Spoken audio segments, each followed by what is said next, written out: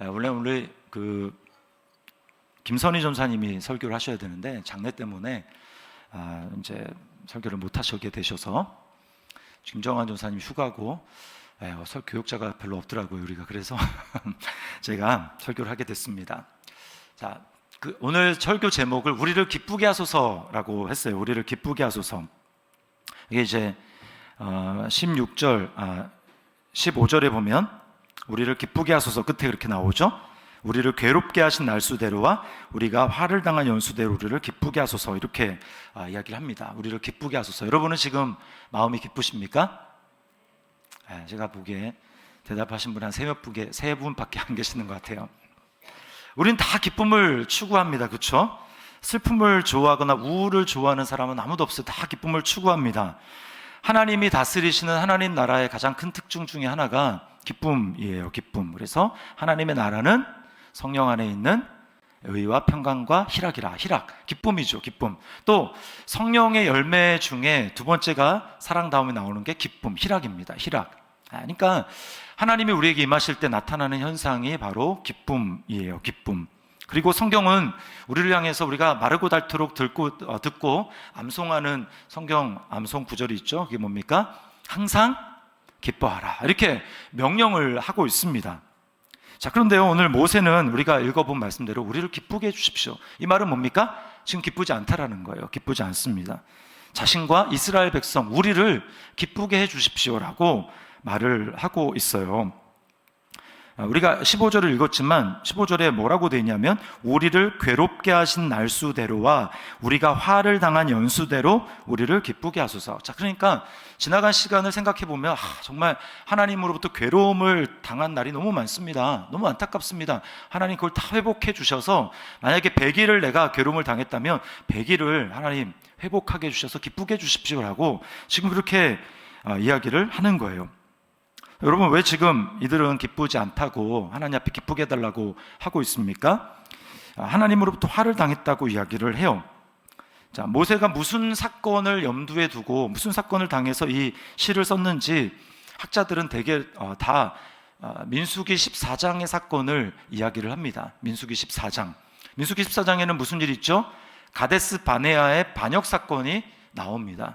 하나님이 그들을 위해서 예비하신 가나안 땅, 약속의 땅, 축복의 땅, 그것이 하나님이 그들에게 예비한 그것을 그들이 싫다고 12명의 정탐꾼에 돌아와서 보고를 듣고 그들이 밤새도록 울면서 원망하면서 모세를 또 12정탐꾼을 돌로 치려고 하면서 했던 그들의 반역, 성경은 그것을 분명하게 반역이라고 이야기를 합니다.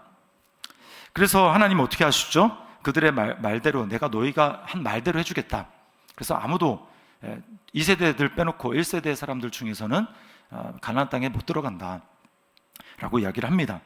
여호수아, 갈렙, 그리고 거기에는 이제 모세도 해당이 돼요. 모세도 그 당시에는 가나안 땅에 들어가지 못할 거라는 기대를 전혀 하지 않았어요.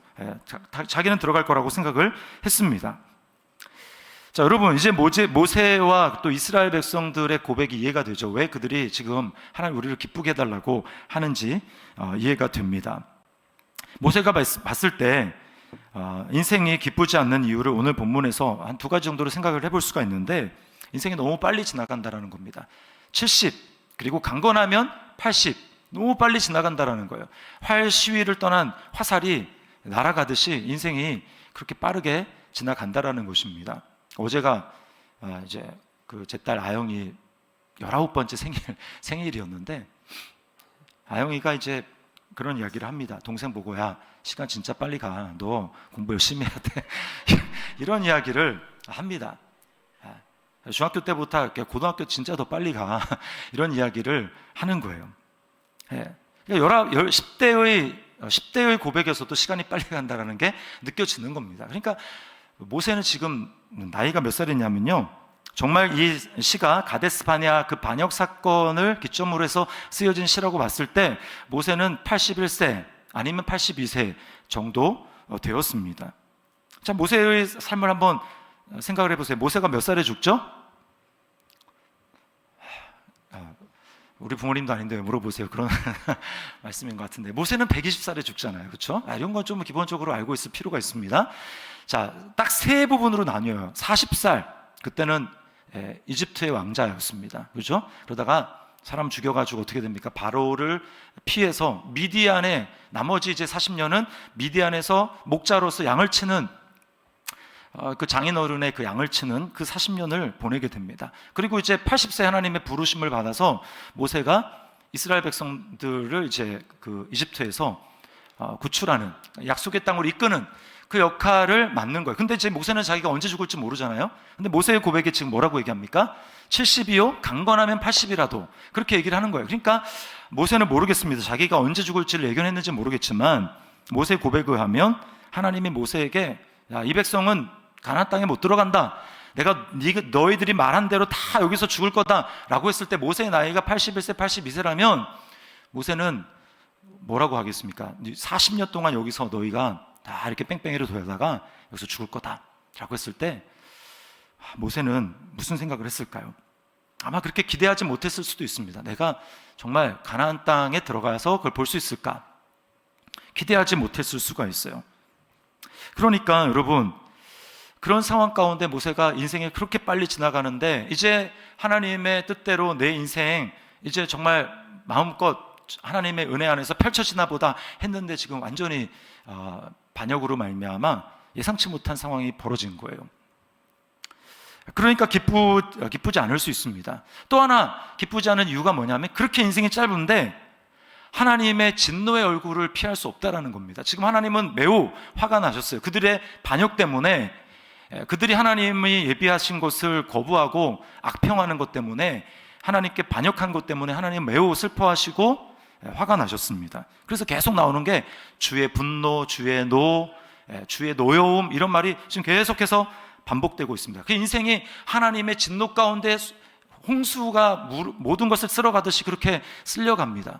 안 그래도 짧은 인생, 하나님을 기쁘게 하고 하나님의 얼굴 낯빛에서 기쁨을 좀 누렸으면 좋겠는데, 기쁨을 누리지 못하고 하나님의 썩난 얼굴, 그 분노, 그 가운데 인생이 지나간다고 생각하니까, 여러분 어떻게 그 인생이 기쁘다고 말할 수가 있겠습니까?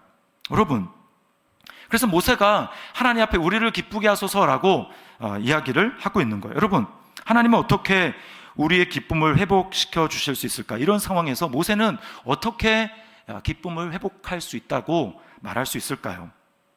자, 오늘 힌트는 바로 이 하나님의 영광이라고 하는 것입니다. 자, 모세가 우리를 기쁘게 해달라고 한 다음에 하나님께 구체적으로 요청한 내용이요, 16절에 나옵니다. 16절을 같이 한번 읽어보겠습니다. 시작. 주께서 행하신 일을 주의 종들에게 나타내시며 주의 영광을 그들의 자손에게 나타내소서. 자, 여기 두 번이나 나타내소서라고 얘기합니다. 첫 번째는 뭐예요? 주께서 행하신 일을 나타내달라. 주님이 무슨 일을 행하셨는지 분명히 나타내 주십시오. 또 하나는 뭡니까? 주의 영광을 나타내소서라고 이야기를 합니다. 여러분, 우리는 보통 기쁨을 추구하면 뭐를 하나님 앞에 구할까요? 여러분은 지금 기분이 별로 안 좋습니다. 그럼 여러분 하나님 앞에 뭘 구하시겠습니까? 뭘 구하시겠어요? 원하는 대학에 꼭 입학하게 해주세요. 우리 아영이 요즘의 기도 제목입니다. 원하는 대학에 꼭 입학하게 해주세요. 그러면 제가 기쁠 것 같습니다. 또 여기 중고등부 친구 몇 있는데, 만약에 은밀하게 부모님 모르게 이성교제를 하고 있다 그러면 그 이성 친구와 헤어지지 않게 해주세요. 그러면 기쁘겠습니다. 또 결혼하게 해주세요. 우리 이승혜 전사님에 해당되는지 모르겠어요. 결혼하게 해주시면 하나님 제가 기쁘겠습니다. 이번에는 꼭 직장에서 승진하게 해주십시오. 아파트 분양에 꼭 당첨되게 해주십시오. 그러면 정말 기쁘겠습니다. 주식이 오르게 해주십시오. 이처럼 여러분, 우리의 대부분의 기쁨은 다 어디에 맞춰져 있습니까? 환경에 맞춰져 있어요. 내게 이런 일이 일어나면 하나님 저는 참 기쁠 것 같아요 라고 생각을 합니다. 물론 이런저런 환경이 우리를 어느 정도 기쁘고 즐겁게 해주는 것은 사실입니다. 그러나요, 그 유통기한은 너무나 짧습니다. 우리가 다 경험해 가서 알잖아요. 내가 하나님 앞에 지금 기도하고 있는 그 기도 제목, 그 환경, 그 문제가 해결되면 그러면 나는 영원히 기쁠까? 그럴 리가 없습니다. 우리가 너무 잘 알고 있어요. 그렇죠? 그러므로 여러분, 우리는 우리 환경보다 더 큰 것, 그리고 우리가 구하는 것보다 더 본질적인 것을 하나님 앞에 우리를 기쁘게 해달라고 하면서 구해야 될 필요가 있다라는 것입니다. 모세가 구했던 것은, 모세는 그것을 알았기 때문에 뭐라고 하는 거예요? 주님께서 행하신 일을 나타내 주시고 주의 영광을 나타내 주십시오라고 기도를 하는 거예요. 왜 모세가 이렇게 기도했냐면 모세가 한번 맛을 봤기 때문입니다.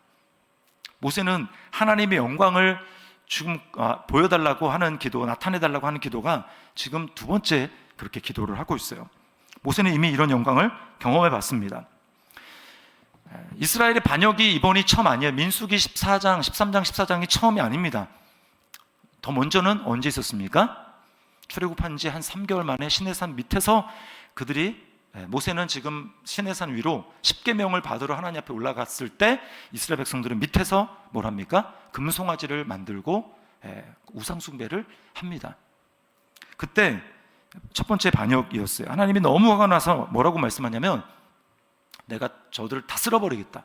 그리고 모세 너 한 사람을 통해서 내가 새로운 인류를 창조하겠다라고 말씀을 하셨습니다. 다행히 모세가 중간에서 용서해달라고 빌어서 하나님이 화를 돌이키셨지만 하나님이 굉장히 실망을 하세요. 여러분, 하나님은 인격이시기 때문에 그냥 하나님은 기계와 같이 무조건 용서해 주시고 감정이 없는 그런 분이 아닙니다. 굉장히 실망하셨어요. 그리고는 이제 나왔으니까 목표지로 가나안 땅으로 들어가긴 들어가야 되는데 하나님이 이들이랑 가기 싫은 겁니다. 반역한 이들 가기 싫은 거예요. 그래서 나 안 간다. 내가 대신 내 사자를 너희 앞에 보내서 너희를 목적지까지는 인도해 드릴 테니까 모세 너는 네 백성을 이끌고 나가라. 나는 너들과 안 간다. 그랬습니다. 하나님 너무 실망하신 거예요. 근데요, 그때 모세가 뭐라고 하냐면 하나님이 없이 우리끼리 가는 거, 가나안 땅에 들어가는 게 무슨 도대체 의미가 있습니까? 하나님이 안 가시면서 나보고 가라고 하지 마십시오. 하나님이 안 가시면 나도 안 갑니다. 그렇게 했습니다. 그 짐을 저한테 떠넘기지 마십시오라고 하면서 하나님 앞에 그렇게 구해요. 하나님이 이번에도 모세의 기도를 들으셔서 그래 내가 가겠다 이렇게 이야기를 합니다. 그때 모세가 하나님 앞에 구했던 게 바로 여호와여 당신의 영광을 저에게 보이소서, 하나님의 영광을 보여달라고 하나님 앞에 기도했습니다. 이 말은요, 하나님의 영광을 보여달라는 말은 어떤 뜻이냐면 하나님 자체를 보여주십시오, 하나님의 얼굴을 보여주십시오 라고 하는 뜻이에요. 하나님을 제가 진짜로 한번 좀 보고 싶습니다 라고 하는 뜻입니다. 근데 하나님 뭐라고 말씀하시죠? 내 얼굴을 보고 살 자가 없다.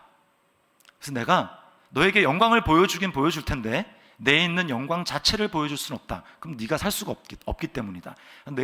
너가 반석 위에 서 있으면 내가 지나갈 텐데, 너 앞을 지나갈 텐데 그때 내가 너를 살짝 내 손으로 덮었다가 내가 지나가고 난 다음에 손을 떼면 너는 내 얼굴이 아니라 내 등을 볼 것이다. 이게 비유예요, 비유. 하나님의 영광의 그림자를 보게 될 것이라는 그 하나님의 뜻이었습니다. 실제로요, 하나님이 모세 앞에 지나가십니다. 그러면서 하나님의 놀라운 하나님 자신의 본질을 나타내 주세요. 출애굽기 34장 6절 7절을 우리 함께 읽어보겠습니다. 시작. 여호와께서 그의 앞으로 지나시며 선포하시되 여호와라 여호와라 자비롭고 은혜롭고 노하기를 더디하고 인자와 진실이 많은 하나님이라. 인자를 천대까지 베풀며 악과 과실과 죄를 용서하리라. 그러나 벌을 면제하지는 아니하고 아버지의 악행을 자손 3, 4대까지 보응하리라. 모세가 이 하나님의 놀라운 선포, 하나님은 엄청나게 은혜로우신 분이시만 죄를 그냥 넘어가시는 분은 아니구나 라고 하는 것을 다시 한번 분명히 알고 모세가 하나님의 뒷모습을 봤습니다. 하나님의 영광의 그림자를 본 거예요. 그리고 나서 모세에게 놀라운 변화가 나타났는데요, 어떤 변화인 줄 아십니까? 모세의 얼굴에 광채가 나기 시작했습니다. 하나님의 영광을, 그림자를 접한 것 때문에 모세 얼굴에 광채가 났어요. 그래서 모세가 딱 내려왔을 때 이스라엘 사람들이 모세의 얼굴에 나는 광채를 보고 모세 주변에 가기를 두려워했습니다. 하나님 자신도 아니고 하나님 자신의 그 영광의 그림자가 비추어진 모세의 그 얼굴을 보고도 이스라엘 백성들이 두려워했어요. 모세는 하나님의 영광의 그림자, 하나님의 뒷모습을 보고도 이제 그는 살 것 같았습니다. 살 것 같았고, 이제 이스라엘 백성들의 하나님을 실망시킨 그러한 일들이 있고, 또 앞으로 여러 가지 많은 일들이 있겠지만, 그럼에도 불구하고 내가 하나님의 영광을 보았으니, 이 놀라운 하나님의 영광을 보았으니 내가 이제 힘을 내서 다시금 하나님이 나에게 주신 사명 따라 이들을 이끌며 갈 수 있겠다. 그리고 지금까지 온 것입니다. 모세는 지금 이것을 기억하고 있는 것입니다. 이스라엘 백성들의 끊임없는 원망과 불평, 변덕을 참아내며 하나님의 뜻을 따라 그가 순종하며 걸어갈 수 있었던 그 비결은 그가 하나님의 영광을 보았기 때문입니다. 모세가 지금 이걸 기억하고 있는 거예요. 그래서 주님이 행하신 일, 주님의 손으로 행하신 그 일을 다시금 나타내 주시고 하나님의 영광을 나타내 주십시오. 제가 그것을 본다면 제 마음이 기쁠 것 같습니다. 제가 정말 즐거울 것 같습니다. 라고 하나님 앞에 구하고 있는 것입니다. 여러분, 모세가 이 하나님의 영광의 그림자 때문에 기뻐할 수 있었다면 저와 여러분은 훨씬 더 하나님 앞에 기뻐할 수 있는 자격이 넘치는 사람들입니다. 여러분 믿습니까? 안 믿으십니까? 네. 왜 그럴까요? 모세의 이 기도, 하나님 주님의 손으로 하신 그 일을 나타내 주십시오, 주의 영광을 나타내 주십시오 라고 하는 그 모세의 기도는 궁극적으로 예수 그리스도 안에서 성취가 되었기 때문에 그렇습니다. 여러분, 모세는 하나님과 구약에서 하나님과 가장 가까이에서 대화한 사람으로 여겨지는 사람입니다. 친구가 그 얼굴을 맞대고 대화를 하는 것처럼 모세는 하나님과 그렇게 대화를 했다라고 이야기를 해요. 자, 그런데요, 그런 모세만 해도 하나님의 진노의 문제가 완전히 해결되지는 못했습니다. 이스라엘 백성들이 하나님께 죄를 범하면 그들은 짐승의 피를 하나님 앞에 드려서 제사를 드림으로 하나님으로부터 용서를 받았다라고 생각을 하지 않습니까? 그래서 우리가 요즘에 예레미야서를 읽고 있는데 그들은 이미 희생제사 제도가 어떤 건지 다 알고 있습니다. 그리고 때를 따라서 하나님 앞에 그렇게 제사를 드리고 있죠. 그럼에도 불구하고 요즘 우리가 예레미야서 말씀 묵상하고 있는 것에 따르면 어떻습니까? 하나님의 진노가 해결이 되지 않는 거예요. 하나님이 그들에게 계속 진노하셔가지고 그들을 멸절시키고 진멸시키겠다, 계속해서 그런 말씀을 하고 있지 않습니까? 모세가 그걸 알기 때문에 오늘 본문에서 이렇게 얘기하죠. 누가 주의 노여움의 능력을 알면 누가 주의 진노의 두려움을 알리까? 모세는 하나님이 얼마나 두려우신 분인지 알았어요. 그래서 이제 성막 제도에 대해서, 희생제사 제도에 대해서 그들에게 알려준 다음에 제사장이 세워지지 않습니까?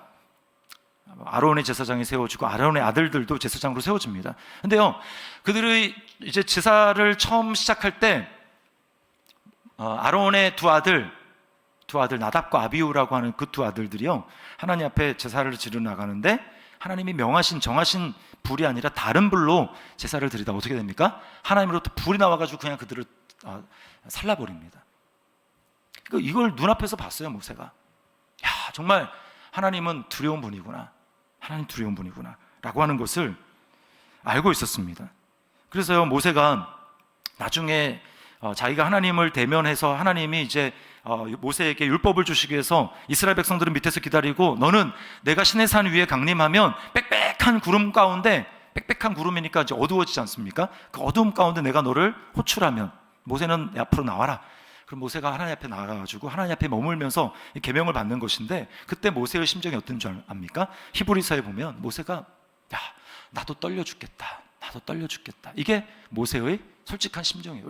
왜요? 자기가 완전하지 않은 거 아니까, 하나님 앞에서 완전한 인생이 없기 때문에 하나님 앞에 자기도 그렇게 될 수 있지 않을까, 이런 두려움이 모세 가운데 있었다라는 것입니다.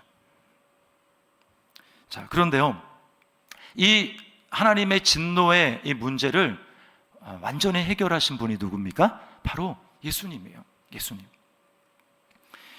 예수님은 십자가 위에서 우리를 대신해서 하나님의 진노를 다 받아내십니다.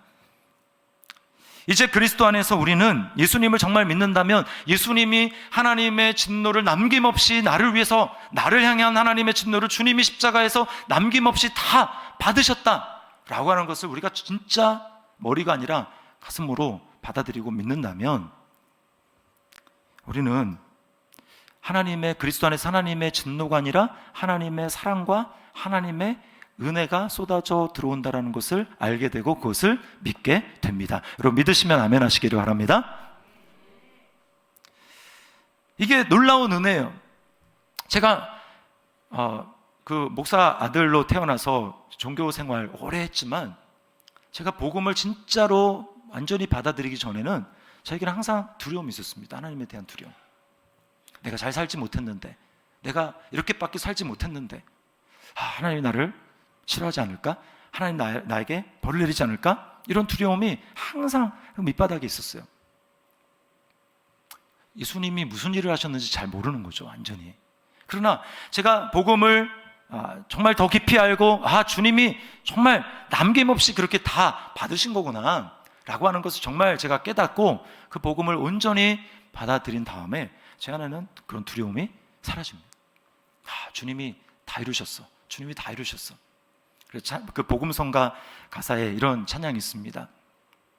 깊은 강에서 주가 나를 일으키셨도다.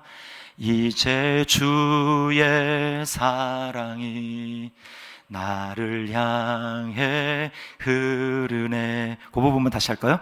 이제 주의 사랑이 나를 향해 다시요. 이제 주의 사랑이 나를 향해 흐르네. 할렐루야. 네. 이게 주님이 이루신 일입니다. 그러므로 여러분 모세가 아까 기뻐하지 못하는 두 가지 이유가 하나님의 분노가 하나는 인생이 너무 빠르다라는 거잖아요. 하나님의 진노의 문제가 완전히 해결이 됐습니다. 이제 우리는 하나님 앞에 나아갈 때 하나님의 얼굴 속에 나를 향해서 인상을 쓰시고 무서워하시는 그런 하나님이 아니라, 두려움을 주는 그런 하나님이 아니라 나를 향해 웃고 계시는 그 하나님, 나를 사랑하시는 하나님, 그 사랑의 얼굴을 보게 되는 거예요. 제가 아까 뒤에서 예배를 드리는데 찬양을 하는 중에 제 미소를 띠게 하는 한 장면이 있었습니다. 그게 뭐냐면 우리 시안이가 예배를 드리러 딱 오는데 아빠가 있었는지 몰랐나 봐요. 그래서 저기 딱 앉으려고 하는데 아빠를 딱 보는 순간 입이 귀에 걸리면서 손을 흔들면서 그런 모습을 봤어요. 그리고 제가 또 선교사님 얼굴을 보니까 선교사님 얼굴에도 만면에 미소가 띄어졌습니다. 여러분 이게 아버지예요. 아버지, 하나님 아버지. 그리스도로 말미암아 하나님이 우리를 향해서 그런 미소를 띠고 저와 여러분을 이 시간 맞아주신다는 걸 여러분 믿으시기를 바랍니다. 그러므로 뭐라고 얘기합니까? 히브리서 4장 16절에 그러므로 우리는 긍휼하심을 받고 때를 따라 돕는 은혜를 얻기 위하여 어떻게 하라는 거예요? 그 다음에 은혜의 보좌 앞에 담대히 나아갈지니라. 아멘. 네, 하나님의 보좌가 은혜의 보좌입니다. 전에는 심판의 보좌였어요. 그러나 이제는 은혜의 보좌입니다. 오늘도 지금 보이진 않지만 하나님의 은혜가 이곳 가운데 또 여러분의 머리 위로 여러분의 심령 가운데 쏟아지는 것을 여러분 믿으시기를 바랍니다. 담대히 나아가요. 담대히. 그리고 또 뭡니까? 아까 기뻐하지 못하는 이유, 너무 짧다 인생이. 그러나 우리는 어떻습니까? 영생. 단지 시간의 길이로만의 영생이 아니라 우리는 질적인 다른 차원의 시간을 누립니다. 하나님의 사랑, 다른 사람을 하나님이 두려운데 우리는 하나님의 사랑을 누려요. 그 상황으로 예수님을 내 주인으로 모시는 순간 성령님이 내 안에 들어오시고 그리고 우리는 그때부터 영원한 삶을 사는 것입니다. 엊그제 장례가 있었잖아요. 장례. 그 김선희 전사님의 시아버지 되시는 분이 이제 88세로 부르셨는데 하나님의 부름을 받았는데 믿고 가셨어요. 그리고 얘기를 들어보니까 이제 원래는 그렇게 돌아가실 거라고 예상을 못했답니다. 괜찮아서 이제 병원에서 퇴원하고 있는데 그날도 잠깐 이제 쉬겠다고 이렇게 누워 계시다가 그리고 그냥 편하게 가셨다는 거예요. 세상 사람들은 죽음을 두려워합니다. 그래서 죽음을 두려워하고 또 죽음 위에 뭐가 있겠어? 그러니까 인생은 젊어서 놀아야지. 노세 젊어서 노세. 막 그렇게 짧은 생을 어떻게든 살아가려고 노력하지만 여러분, 우리 주님께서는 죽음을 이기신 예수 그리스도 안에서 저와 여러분의 삶은 지금부터 이제 앞으로 영원한 삶이 계속되기 때문에 우리는 이 즐거워하지 않을, 기뻐하지 못할 두 가지 이유가 완전히 해결된 사람이라는 것을 그리스도 안에서 여러분 믿으시기를 바랍니다. 여러분, 우리는 하나님의 기쁜 낯빛을 봅니다. 그리고 지금부터 영원까지 우리는 영생의 삶을 이제 살아가고 있기 때문에 우리는 하나님 앞에서 기뻐할 수 있는 것입니다. 모세는 하나님의 영광의 그림자만 보았지만 예수님을 믿는 성도 안에는 우리 하나님의 영광 자체이신 그리스도의 영 성령님이 거하십니다. 그러므로 여러분, 우리가 때때로 감정이 우울하고 또 환경이 좋지 않아가지고 내 마음을 누르고 있을 때 그때 어떻게 해야 됩니까? 우리는 세상에 하나님 이것이 나에게 있었으면 행복하겠습니다, 이것이 있으면 이 문제가 해결되면 기쁘겠습니다, 그렇게 구하는 것이 아니고, 그것은 예수님을 모르는 사람들이 그렇게 하는 거고, 이제는 어떻게 해야 됩니까? 우리 안에 이미 거하시는 예수 그리스도, 하나님의 영광의 광채 그 자체이신 그 하나님의 영광을 구해야 돼요. 주님, 이미 내 안에 계신 하나님의 영광이 더 충만하기를 원합니다. 이미 내 안에 영광의 광채로 비치시는 그 하나님의 빛이 더 충만하게 비치기를 원합니다. 주님, 내 안에 충만하게 임재하여 주옵소서. 모세가 주님 앞에 하나님의 영광을 구한 것처럼 우리도 이미 내 안에 임하신 그 하나님의 영광이 성령으로 말미암아 더 충만하고 더 생생하기를 구해야 될 줄 믿습니다. 오늘 주님 앞에 그렇게 구하며 나아가는 우리의 마음이 될 수 있도록, 우리의 심령이 될 수 있기를 주님의 이름으로 축원합니다.